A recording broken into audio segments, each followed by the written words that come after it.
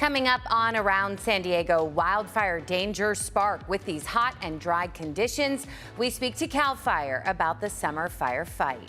And shots fired on the freeway with a child inside, where this investigation now stands. Plus, a juror in the Larry Millete murder trial sheds light on how all 12 strangers reached a unanimous verdict within the first hour.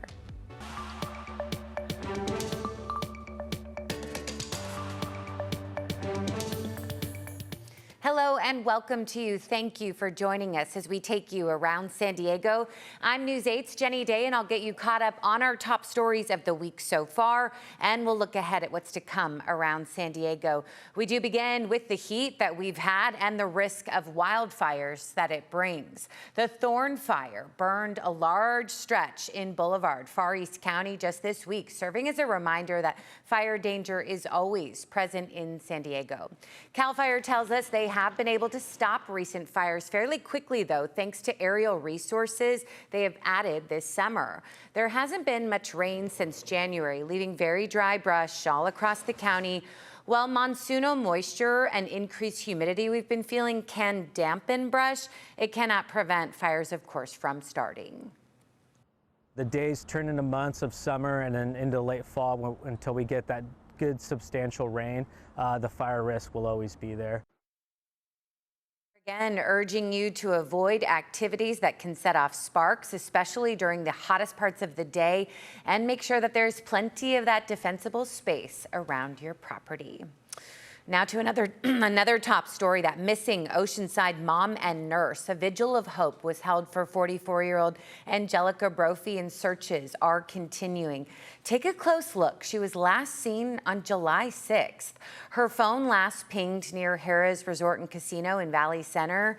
Crews are searching in Palomar Mountain State Park, though, where her husband found her car then 3 days later. However, Ms. Brophy was not with her vehicle. We did confirm that Ms. Brophy entered the park in her vehicle as a lone occupant at approximately 4:20 p.m. Yeah, Brophy is a Kaiser emergency room nurse. If you have any information, please come forward. You can even remain anonymous. Well, now to a teenage girl who died this week after being hit by a car in Encinitas. Safety advocates say it's another reminder that more needs to be done to protect pedestrians. The sheriff's office says 17-year-old Serafina Fadick was crossing El Camino del Norte when she was hit by a vehicle going westbound. She died there at the scene. We are hearing from a neighbor who asked to not be on camera, but says that she was first on the scene when the crash happened, and she has this message for the family. Her daughter was not alone in those last couple of minutes. I may be a stranger to her and to them, but I think there's a comfort in knowing that your loved one wasn't by themselves. Yeah, the driver stayed at the scene and is cooperating with investigators. Advocates with Safe Streets Encinitas say 14 pedestrians have been killed in Encinitas since 2016. They point to speeding and a lack of street lights as safety concerns along that stretch of road. And the man accused of shooting at a vehicle during a alleged road rage incident is now facing attempted murder charges. 27-year-old Zion Wayne Aldrich of Fresno has pleaded not guilty. Prosecutors say Aldrich was driving a Volkswagen Passat when he got into a lane dispute with a Ford Explorer on the transition ramp from eastbound State Route 52 to the southbound 15. CHP says he then shot at the SUV, hitting the driver. A passenger and child were also inside that SUV, but were unharmed. Spoken to the victim and her family. I can't disclose her status, but she is doing well, and we wish her a speedy recovery. Yeah, as do we. CHP arrested Aldrich the next day here in San Diego. He's currently in custody without bail and will be back in court this week. Well, a Kearny Mesa strip club is now offering a $10,000 reward after a thief walked off with $25,000 all in $1 bills. Surveillance video shows the suspect breaking into Expose before dawn on June 29th. The owner says the thief knew exactly where to go and used a security code linked to a former manager who was fired 2 months earlier. The reward is for anyone with information leading to an arrest. The business was initially offering a $3,000 $5,000 reward. Again, it's now up to 10. Police are still investigating. Well, juror number 3 from the Larry Millete murder trial is speaking out, sharing firsthand insight into how all 12 strangers reached a unanimous decision within the first hour of deliberations. I covered the Chula Vista mom's disappearance, the 2-month-long trial, and then spoke with juror number 3 after Larry was convicted of first-degree murder. It was beyond the preponderance of the evidence. It was just overwhelming. He was doing this to May all alone. She had enough. She wanted out. And she didn't know who would believe her, who, because Larry's telling all of this stuff, and it seems like Larry's a genuine guy. They don't know that they've got a homicidal maniac in their midst, and he's lying to you. As he sees the life going out of her, you're mine eternally. Juror number 3, Beverly Feldman, sharing her thoughts and notes after sitting on the Larry Millete murder trial. She had actually lived out of state for some time and never previously heard of the case. But after 2 months of testimony, 70 witnesses, she and 11 others convicted the Chula Vista dad of first-degree murder. The jurors took a private vote on paper within the first hour of deliberations.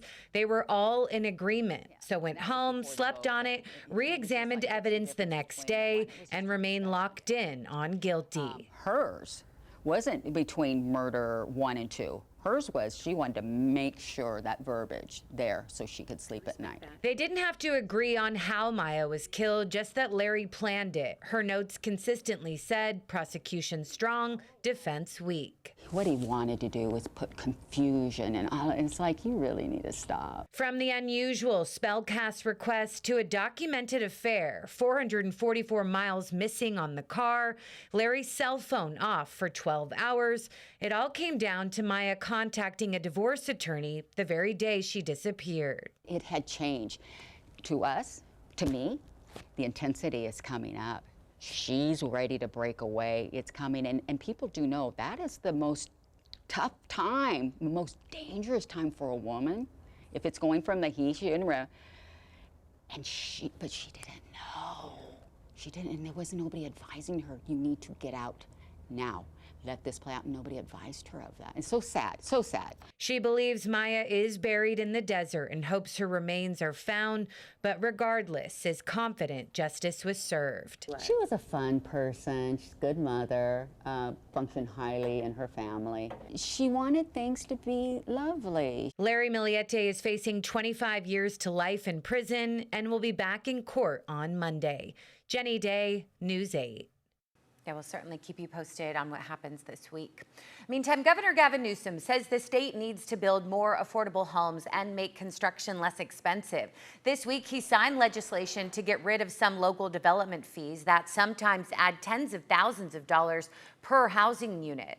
Local governments charge those fees on new residential developments to account for potential costs for facilities and infrastructure such as parks, public safety, or transportation. If you want state funding, you want $1, you want $200, you want $200 million, no local impact fees then. The bill also makes it easier for affordable housing developers to apply for state funding by officially creating the California Housing and Homeless Agency. Combining several state housing departments, and cities will get $900 million under the Homeless Housing and Assistance Program. The bill went into effect immediately. Well, voters in Santee will have the final say on a proposed 1% sales tax measure. The city council voted to place it on the November ballot. City officials say the tax could generate about $14 million a year to help pay for road repairs, public safety, and a possible third fire station. The current sales tax rate in Santee is 7.75%.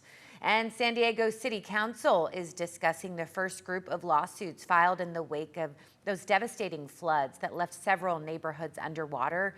In total, more than 1,500 residents are suing the city, and now, nearly 2.5 years later, they are frustrated. There is still no progress, they say, on a settlement. Many residents are seeking accountability and compensation. Earlier this year, the city of San Diego did settle a $6.3 million agreement with 17 insurance carriers, but flood victims haven't seen a penny. The city is also countersuing nearly a dozen people who own property near their Choyas Creek. Well, bathrooms versus budget. The battle brewing over the city council's decision to close some restrooms at the beach, all to save money. A 12-year-old gorilla at the San Diego Zoo Safari Park is recovering after a rare 5-hour surgery.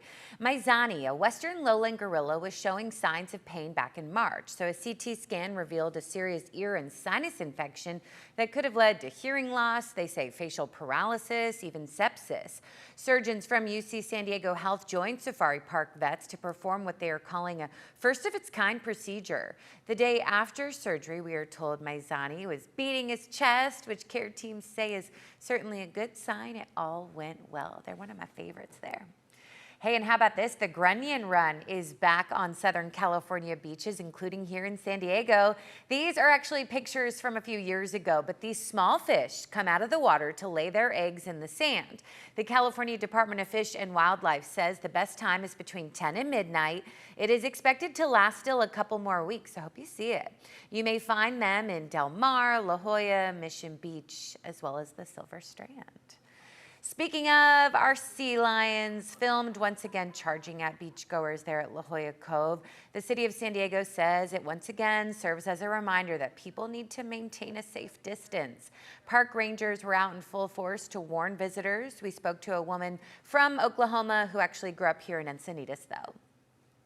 It's obviously much busier than it used to be, and the respect for the ocean and the nature in the ocean seems to be lacking a little bit more than it was when we were growing up. And it's like we have to remember we are in their territory, we're guests, we don't own this land. Yeah, let's all do our part. Park rangers work with NOAA to report observed violations. And it was hot this week and we had very high tides. The National Weather Service actually issued a beach hazard statement because conditions brought in strong rip currents, choppy surf, and flooding during those high tides. High tide during one night even peaked at a little over 7 feet. Well, frustration is boiling over at Mission Bay, where 13 of the park's 28 public restrooms are now closed due to City of San Diego budget cuts. So now someone has taken matters into their own hands, taping a poster to one closed restroom with the phone numbers to the mayor and city council members displayed there, urging people to call and complain about the situation. A man we heard from, though, suggested the city do this if they want to save money. Please turn off the lights. We don't have to keep paying the electric bill as well. All the bathrooms have all the lights on 24/7, 365 days a year. The city tells us the closures are needed to again balance that budget, adding that 20 other restrooms do remain open across Mission Bay. Staying at the beach, half a dozen sleeping cabins for people experiencing homelessness are set to open in Pacific Beach. They are in the parking lot of Christ Lutheran Church there on Cass Street. We are told they will each house a member of Shoreline Community Services Community Care Crew. It's a workforce program that provides services like street cleaning, power washing, graffiti removal, landscaping, and event support. Residents were carefully selected and were already participating in the program, working their way up. The folks who will be in these cabins have been vetted. They're not just random people who have come off of the street. There's locking doors, electricity, climate control, and storage space. There are common restrooms and access to showers at a nearby gym. Similar 6-cabin villages are expected to open in Spring Valley and El Cajon next year. The county is also preparing to open a larger 60-cabin site in Lemon Grove next summer.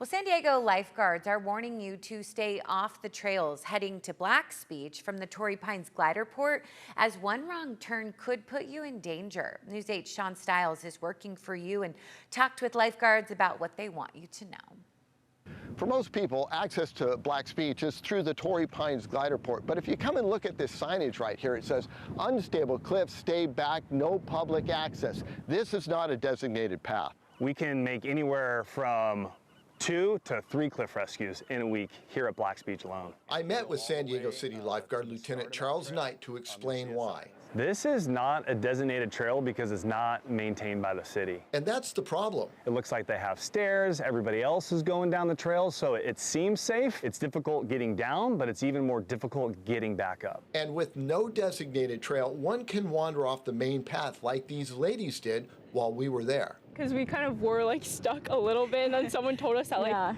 it didn't lead through this one way we went, but there was no like directions for where we were supposed to go, So you got caught on a blind trail? Yeah. So I asked Lieutenant Knight, if not through the Torrey Pines glider port, then where? The only real access to Black's Beach is going to be Black Gold Road, which is a paved road all the way down to the beach that is maintained by UCSD. That's right off La Jolla Farms Road. I've gone to Black's Beach through this access point many a time.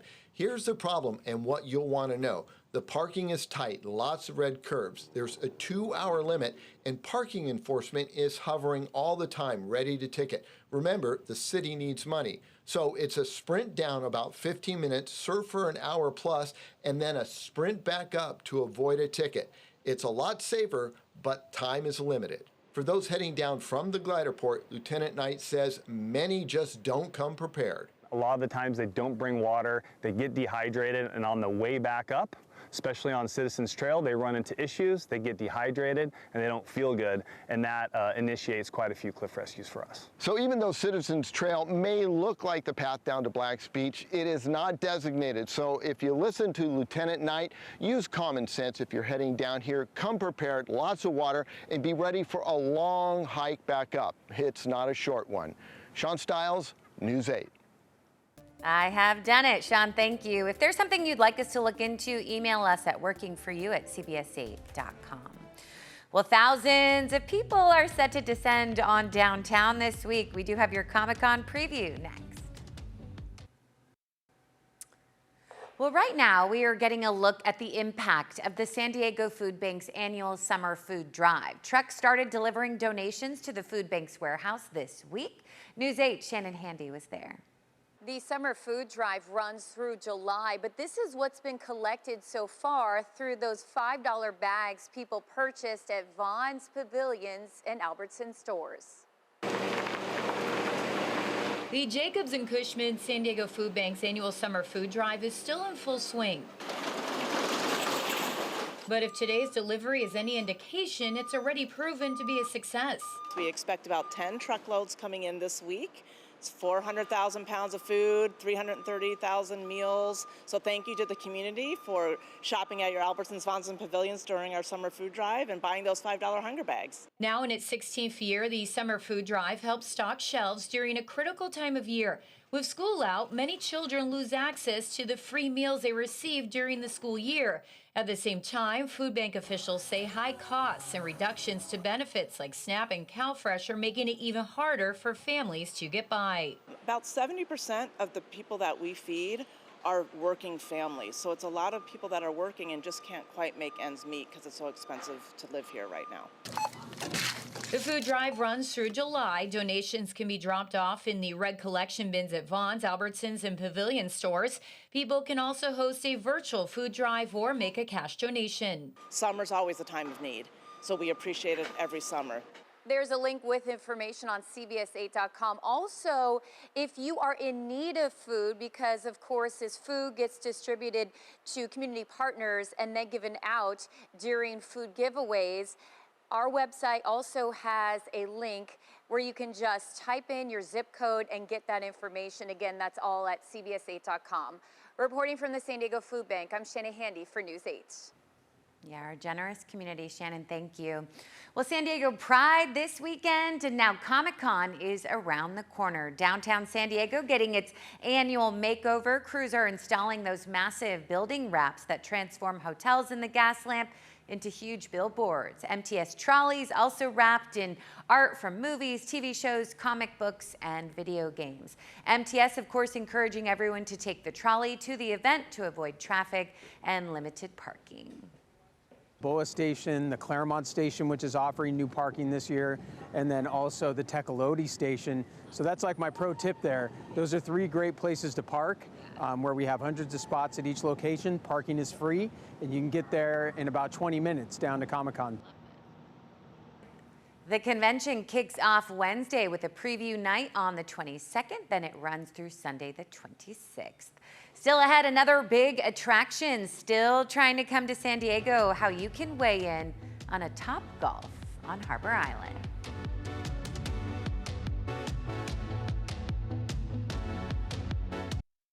All right, well, you can make your voice be heard and weigh in on a proposed project to redevelop East Harbor Island. The Port of San Diego opened the comment period for a Topgolf and waterfront park project. The proposal includes about 10 acres along the waterfront that will have playgrounds, walkways, and art. Then there will be 16.5 acres used for an entertainment district. Nearly 10 of those acres would be for Topgolf. No plans formally approved just yet. The environmental review comment period will be open until late August. All right, take care. Thank you for watching. Go Pods.